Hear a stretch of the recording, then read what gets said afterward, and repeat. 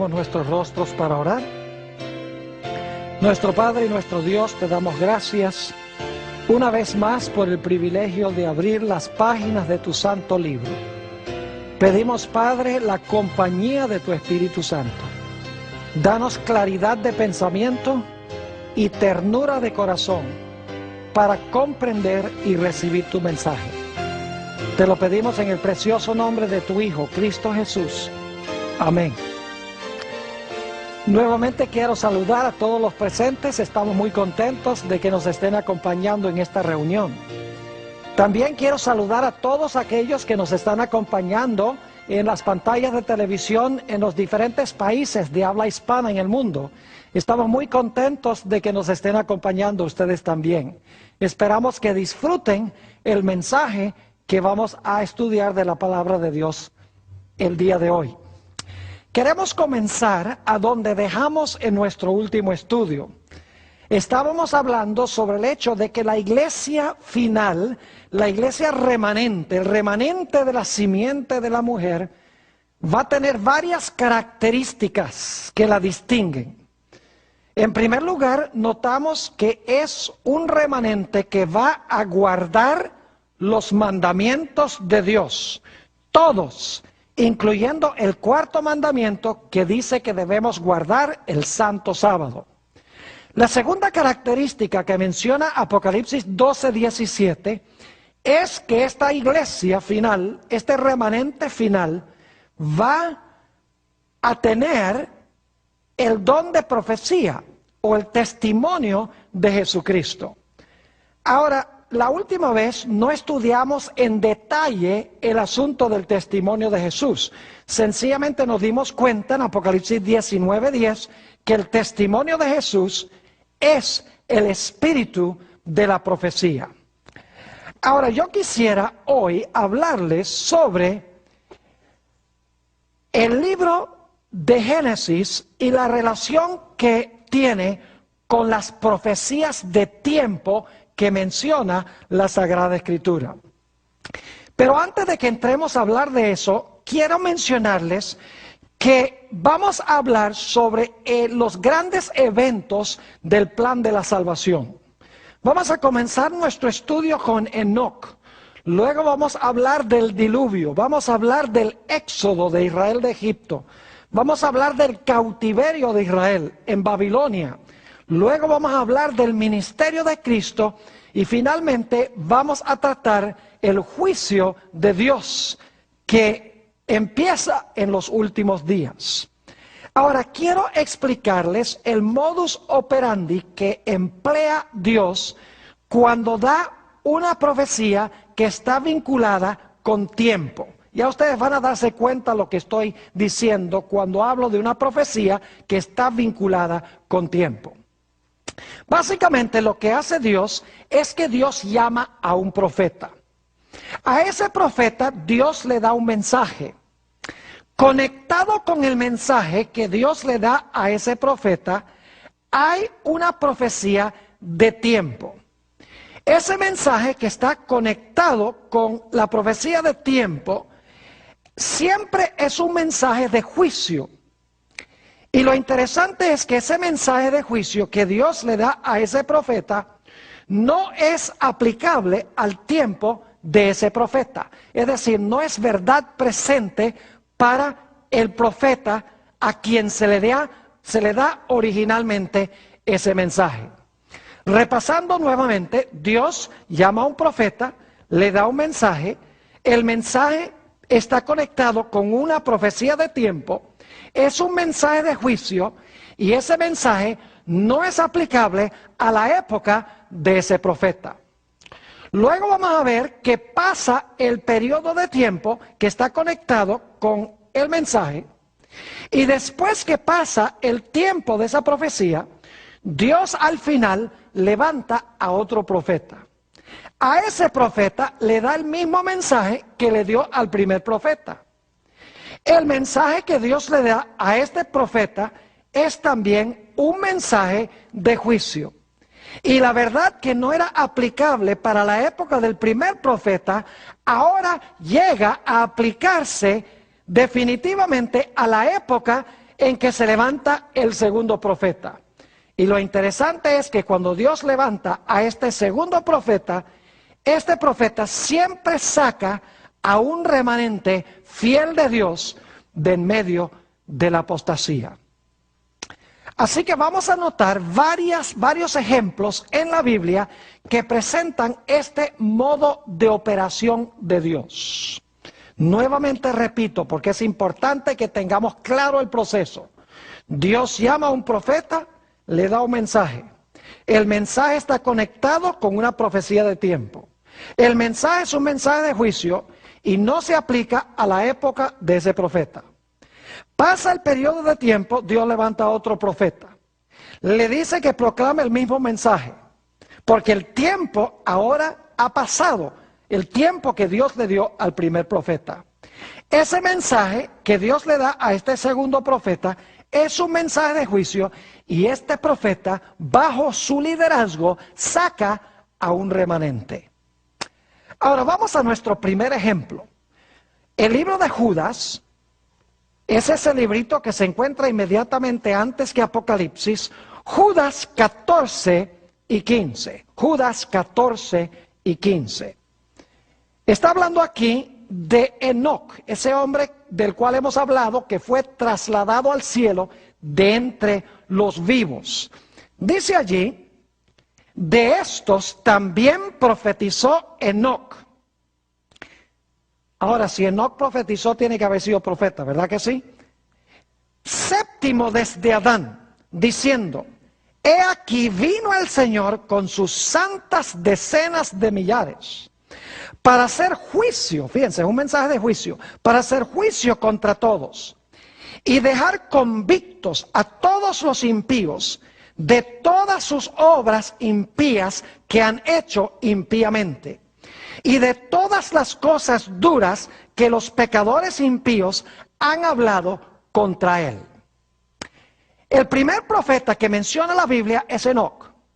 Y dice que Enoc profetizó en cuanto a un juicio que iba a venir contra una generación inicua e impía, según acabamos de leer. No cabe duda que Enoc estaba hablando de dos grandes eventos de la historia. El primer evento del cual estaba hablando era el diluvio en los días de Noé. Y lógicamente el segundo evento es la maldad del mundo antes de la segunda venida de Jesús. Ahora, quiero que notemos el mensaje de Enoc como se aplicó específicamente a la sociedad que existió inmediatamente antes del diluvio, porque está profetizando específicamente en cuanto a estos. Note lo que dice en el libro de Génesis, el capítulo 5 y el versículo 21 y 22. Alguno dirá, bueno, está bien, Dios llamó a Enoc, el primer profeta de la Biblia, y a Enoc Dios le dio un mensaje de que Dios iba a venir en juicio para castigar a los impíos. Pero ¿a dónde se encuentra aquí la profecía de tiempo? Note lo que dice en Génesis, el capítulo 5, y vamos a leer los versículos 21 y 22. Dice allí en Génesis 5 y el versículo 21 lo siguiente. Y vivió Enoc 65 años y engendró a Matusalén. Y caminó Enoc con Dios después que engendró a Matusalén 300 años y engendró hijos e hijas. Quiero que noten que el hijo de Enoc se llamaba, ¿qué cosa? Se llamaba Matusalén. Ahora quiero decirles algo en cuanto al nombre Matusalén. Es un nombre compuesto, es decir, se compone de dos palabras hebreas. La palabra Mut y la palabra Shalach. El nombre Matusalén significa cuando muera será enviado. Porque la palabra Mut significa morir y la palabra Shalach significa enviar. Juntando las dos palabras, el nombre Matusalén significa cuando muera será enviado. Inmediatamente nos preguntamos, cuando muera será enviado ¿qué? Cuando muera Matusalén, ¿será enviado qué? Bueno, en realidad lo que denota el nombre Matusalén es que cuando él muriera, iba a ser enviado el diluvio. Ahora, quiero comprobarles eso, de que Matusalén murió el mismo año del diluvio. Es más, la tradición judía dice que Matusalén murió el año o 10 días específicamente antes del diluvio. Ahora, se puede comprobar bíblicamente que Matusalén murió el año del diluvio. Vayan conmigo a Génesis 5 y el versículo 25. Génesis 5 y el versículo 25. Dice allí, en el versículo 25, vivió Matusalén 187 años y engendró a Lamec. Quiero que noten que desde que nació Matusalén hasta que tuvo a Lamec pasaron 187 años. Luego vamos al versículo 28. Dice, vivió Lamec 182 años y engendró un hijo, que fue Noé. Es decir, hay que sumar 187 más 182. Y ahora surge la pregunta, ¿cuántos años vivió Noé antes de que viniera el diluvio? Noten Génesis, el capítulo 7 y el versículo 11. Génesis 7 y el versículo 11. Dice, el año 600 de la vida de Noé, en el mes segundo, a los 17 días del mes, aquel día fueron rotas todas las fuentes del grande abismo y las cataratas de los cielos fueron abiertas. Así que desde el tiempo que nació Matusalén hasta el tiempo que vino el diluvio, lo que tenemos que hacer es sumar 187 años desde que Matusalén nació hasta que tuvo su hijo Lamec.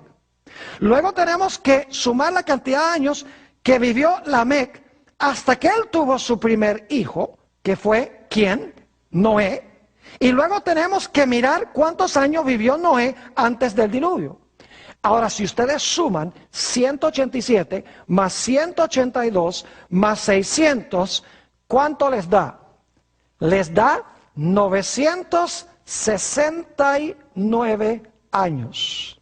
Desde que nació Matusalén hasta el momento en que vino el diluvio. Ahora, ¿por qué es importante eso?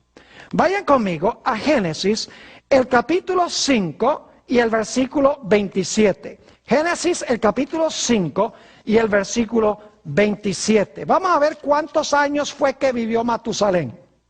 Dice allí, en el versículo 27, fueron pues todos los días de Matusalén 969 años y ¿qué? Y murió. Entonces yo pregunto, ¿cuándo fue que murió Matusalén?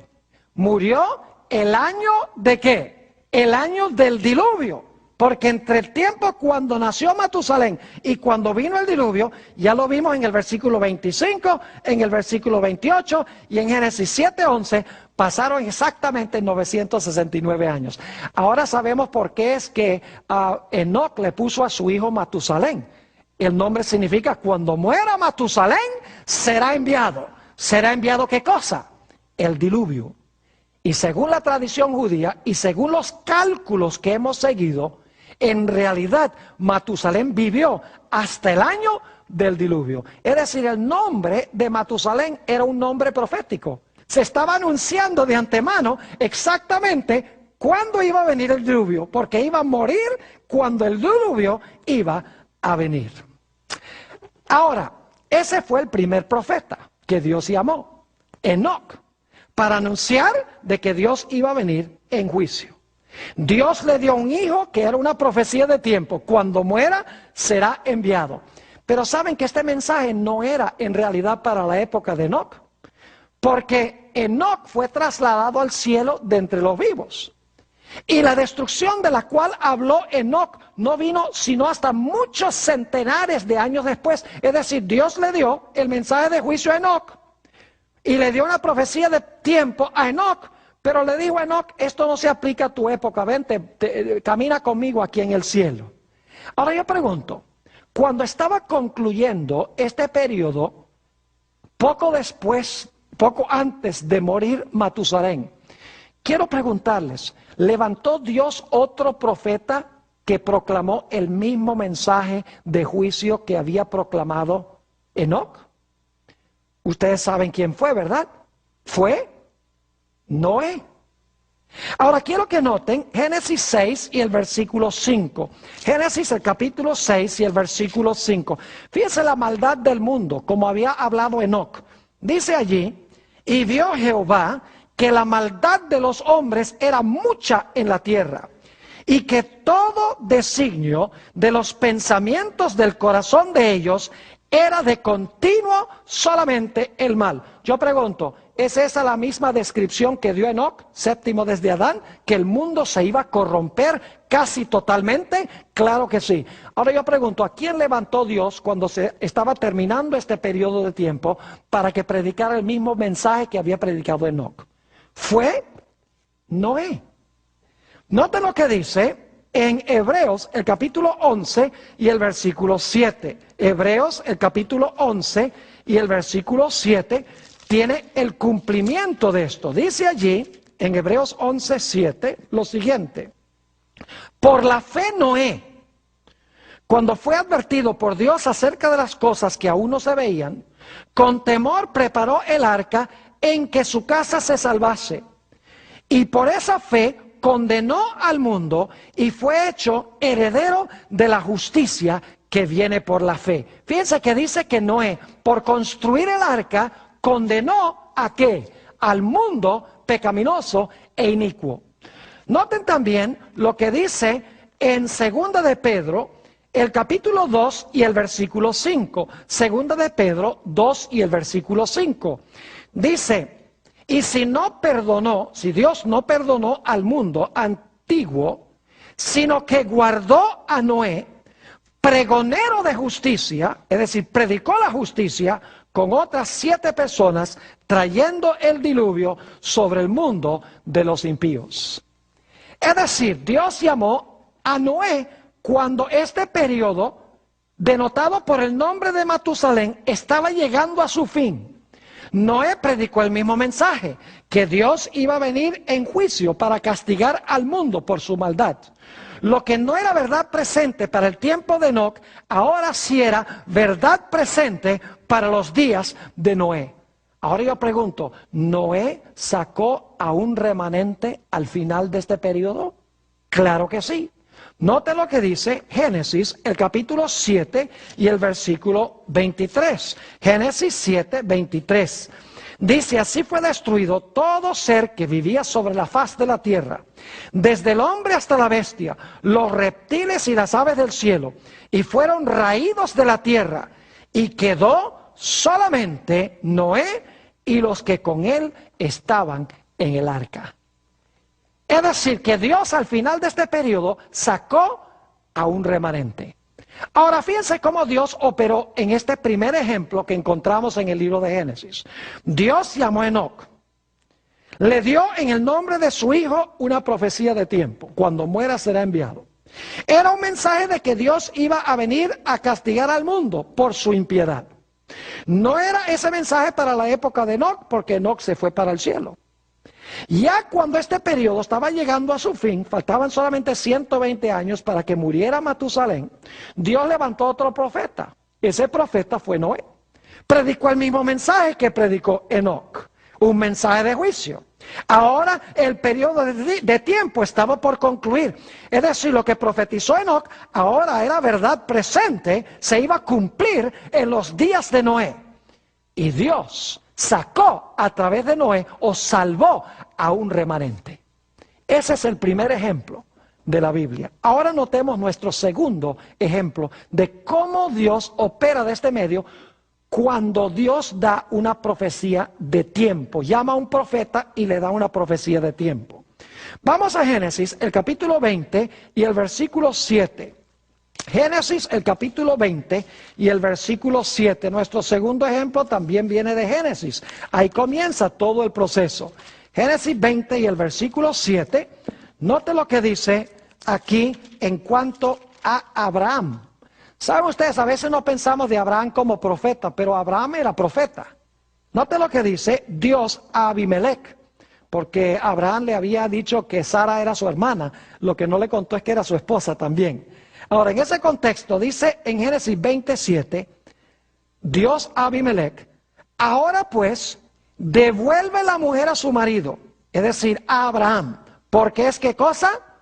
Porque es profeta, y orará por ti y vivirás, y si no la devolvieres, sabe que de cierto morirás tú y todos tus hijos. Fíjense que Abraham era un ¿qué? Era un profeta. Ahora surge la pregunta, ¿será que Dios le dio a Abraham una profecía de tiempo? ¿Y vinculada con la profecía de tiempo un mensaje? Claro que sí. Vayan conmigo a Génesis, el capítulo 15. Génesis, el capítulo 15, y voy a empezar leyendo en el versículo 13. Génesis 15, 13. Dice, entonces Jehová dijo a Abraham, ten por cierto que tu descendencia morará en tierra ajena, y será esclava allí, y será oprimida 400 años. ¿Hay una profecía de tiempo aquí? ¿Sí o no? Claro que hay una profecía de tiempo. Pero fíjense lo que dice en el versículo 14. Mas también a la nación a la cual servirán, ¿qué va a hacer Dios? Juzgaré yo. Y después de esto saldrán con gran ¿qué? Saldrán con gran riqueza. Es decir, Dios llamó a Abraham, un profeta. Le dio a Abraham un mensaje. Y es que el pueblo de Israel iba a ser esclavo, pero al final de ser esclavo, 400 años, Dios iba a intervenir para librar a Israel de esclavitud o de servidumbre. Es decir, Dios iba a juzgar a los que oprimían al pueblo de Israel. Y Dios iba a sacar a un pueblo remanente de la servidumbre. Ahora yo pregunto, ¿este mensaje era para la época de Abraham? No. Nota lo que dice el versículo 15 de Génesis 15. Dios le dice a Abraham, y tú vendrás a tus padres en paz, y serás sepultado en buena vejez. Es decir, tú te vas a poner viejito y vas a morir, y esto no se va a cumplir en tus días. Esto no es para ti, es para la generación que vivirá al final de este periodo.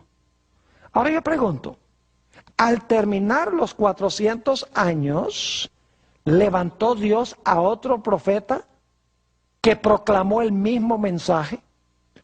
Un mensaje de juicio, que trajo juicio, y que en realidad libró al pueblo de Israel de esclavitud, ¿sí o no? Claro que sí. ¿Cómo se llamó ese profeta? Ese profeta se llamó Moisés. Noten Éxodo, el capítulo 3 y el versículo 12. Éxodo, el capítulo 3 y el versículo 12, hablando de este libertador. Dice allí, y él respondió a Moisés, Dios a Moisés, ve porque yo estaré contigo, y esto te será por señal de que yo te he enviado. Ahora escuchen, cuando hayas sacado de Egipto al pueblo, serviréis a Dios sobre este monte. ¿Había dicho Abraham que Dios iba a sacar a su pueblo de Egipto, sí o no?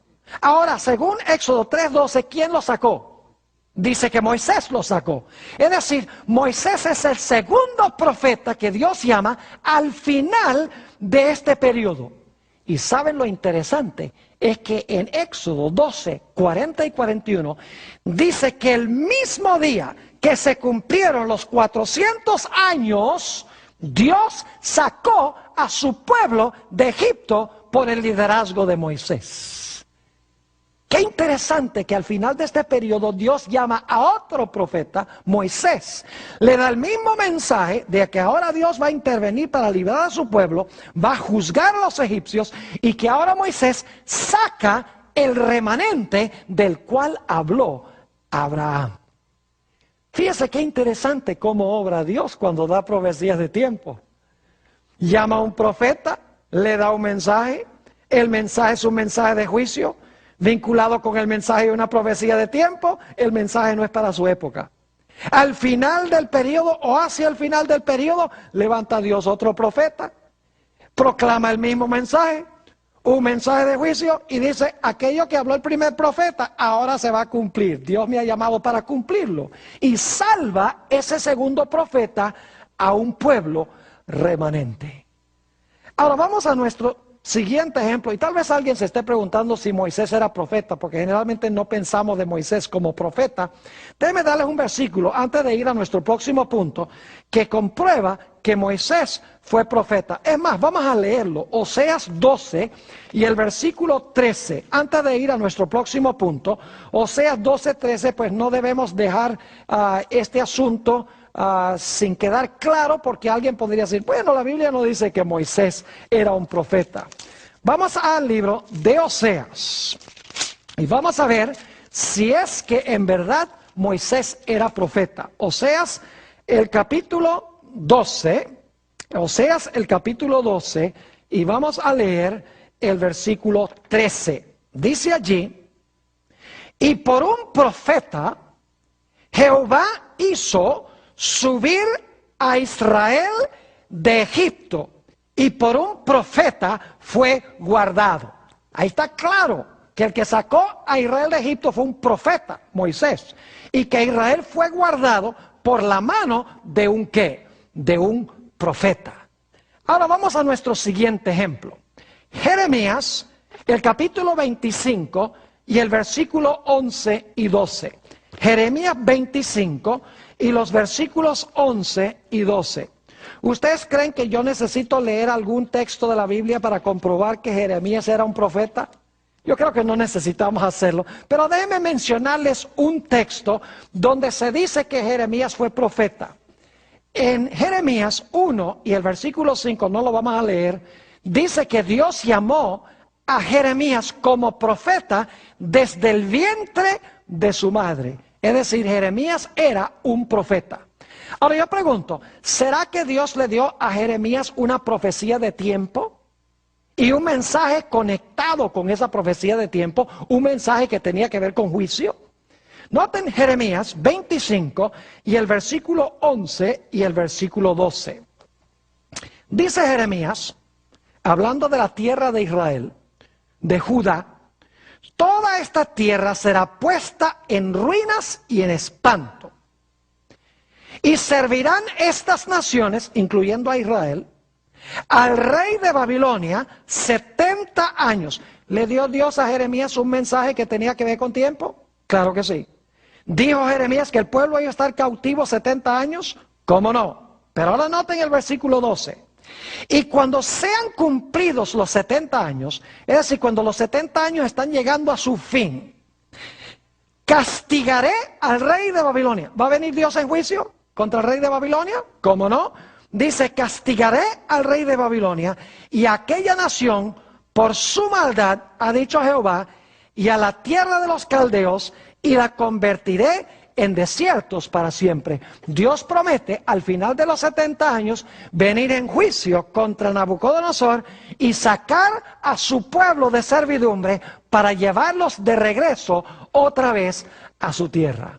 Ahora yo pregunto, ¿este mensaje era para la época de Jeremías? No, porque en realidad Jeremías se murió mucho antes de que se cumpliera lo que Dios había dicho en esta profecía de tiempo. Jeremías murió, fue sepultado, pasaron los años de cautiverio sin que el pueblo fuera librado. Es decir, que este mensaje se lo dio Dios a Jeremías, pero no era para el tiempo de Jeremías.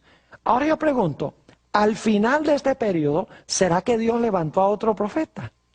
Y ese profeta predicó lo mismo que predicó Jeremías, solo que ahora dice, el tiempo se ha cumplido y ahora Dios va a intervenir como le prometió a Jeremías. ¿Creen ustedes que se levantó un segundo profeta? Tiene que ser, porque esa es la forma como opera Dios. Noten lo que dice Daniel, el capítulo 9, Daniel, el capítulo 9 y el versículo 1 y 2. Daniel, el capítulo 9 y el versículo 1 y el versículo 2. Miren qué interesante estos dos versículos que encontramos aquí. Dice allí, en Daniel 9:1, en el año primero de Darío, hijo de Asuero, de la nación de los Medos, que vino a ser rey sobre el reino de los caldeos, En el año primero de su reinado, y dicho sea de paso, ese año primero del reinado de Darío es el año 538, ya están por terminar los 70 años, terminan en el año 536, es decir, faltan 2 años.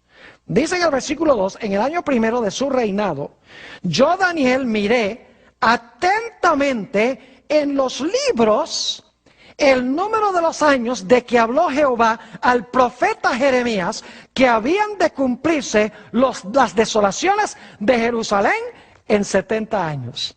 ¿Qué era lo que estaba estudiando Daniel al final de este periodo? La profecía de los 70 años de Jeremías. ¿Y por qué estaba estudiando Daniel la profecía de los 70 años?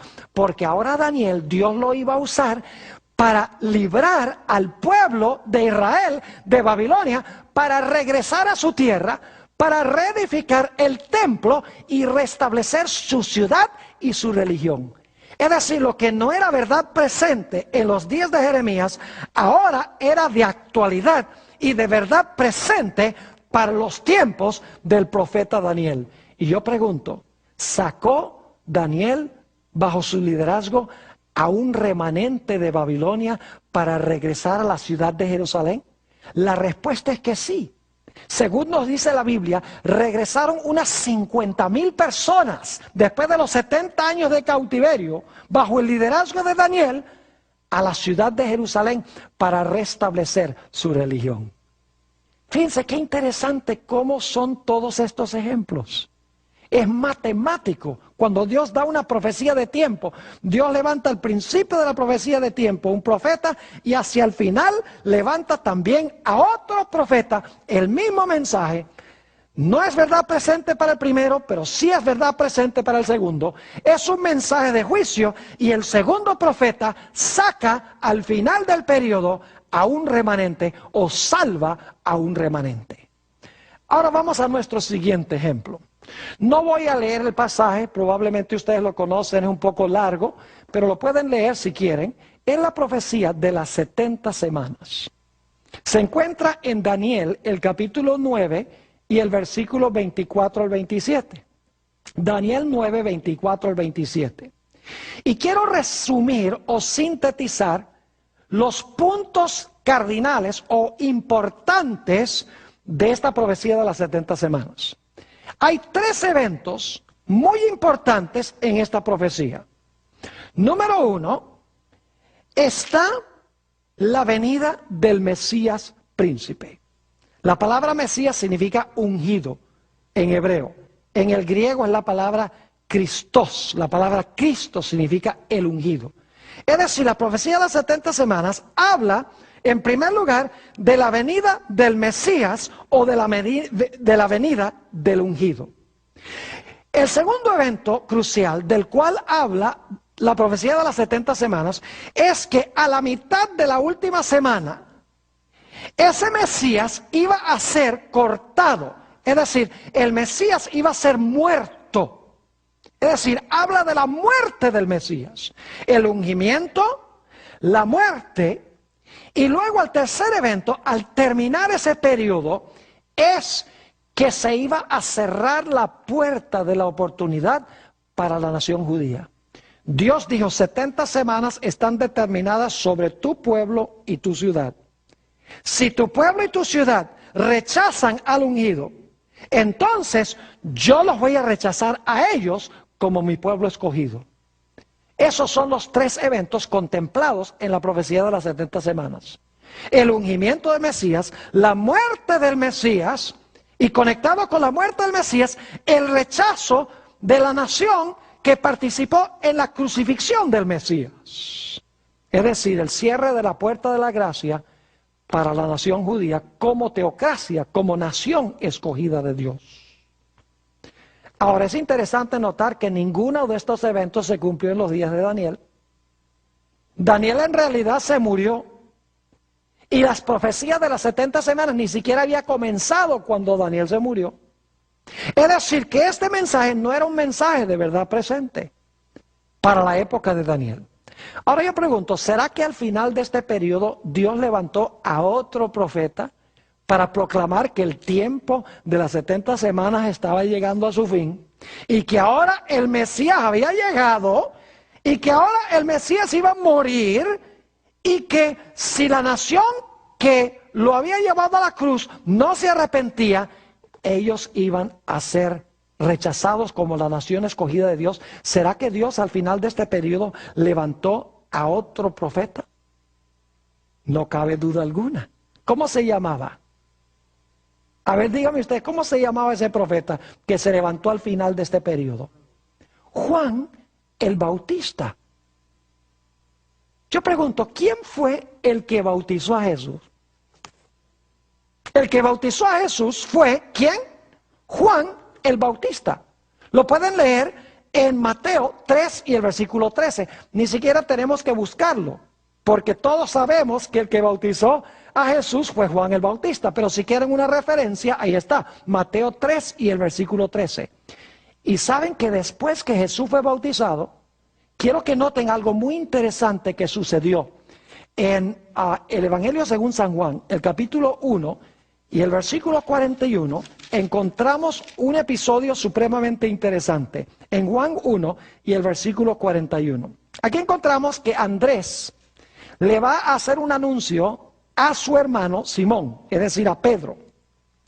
Y dice allí en el versículo 41, es decir, Andrés, halló primero a su hermano Simón. Jesús estaba recién bautizado. Y le dijo, hemos hallado ¿a quién? Al Mesías, que significa el ungido. Y luego dice que traducido es el Cristo. Es decir, está la palabra en hebreo y la palabra en griego. En hebreo es Mesías, en griego es Cristo. Ambas palabras significan, hemos hallado ¿a quién? Al ungido. Y Jesús recién había sido ¿qué? Bautizado por Juan. Es decir, lo que profetizó Daniel en la profecía de las 70 semanas, ahora se cumple con Juan el Bautista. Juan inclusive bautiza y Jesús es ungido por el Espíritu Santo en el río Jordán. Ahora, ¿qué más proclamó Juan el Bautista? ¿Recuerdan el segundo evento, que el Mesías iba a ser cortado, que el Mesías iba a morir? Note lo que dice en el Evangelio según San Juan, el capítulo 1 y el versículo 29. San Juan, el capítulo 1 y el versículo 29. Fíjense cómo Juan el Bautista introdujo a Jesús. Dice ahí en el versículo 29, el día siguiente vio Juan a Jesús, que venía a él, y dijo, he aquí el Cordero de Dios, que quita el pecado del mundo. Yo pregunto, ¿qué se hacía con los corderos? Los corderos morían. Así que cuando Juan el Bautista introduce a Jesús como el Cordero de Dios, está anunciando que lo que va a pasar con Jesús es lo que pasaba con el Cordero. Es decir, que Jesús iba ¿a qué? Jesús iba a morir. Es decir, Juan el Bautista no solamente bautizó a Jesús y Jesús fue ungido por el Espíritu Santo, sino que anunció que Jesús iba a morir como el Cordero de Dios que quita el pecado del mundo. ¿Saben qué más anunció Juan? Anunció que si el pueblo de Israel no producía fruto, iban a ser cortados y echados en el fuego. Es decir, les dijo, si ustedes rechazan al Mesías, al que ha venido a ustedes, serán cortados como mal árbol y echados en el fuego. Es decir, serán destruidos. Alguno dirá, bueno, ¿ese árbol representaba a la nación judía? Claro que sí. Vamos a leer en el Evangelio según San